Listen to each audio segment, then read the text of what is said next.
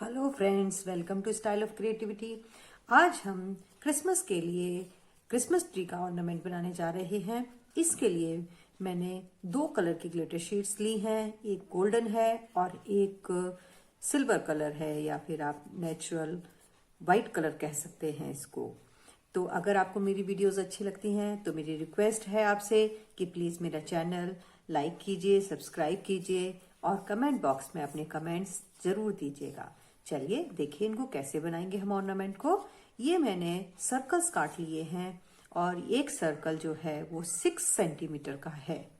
तो आप इस तरीके से 2 कलर में, जो भी कलर आपको अच्छे लगते हैं उसमें 2 कलर लेके आप उनके एक कलर के 4 सर्कल्स आप काट लीजिए। तो इस तरीके से हमें 8 सर्कल्स की जरूरत है। चलिए देखिए इसको आगे कैसे बनाया जाता है।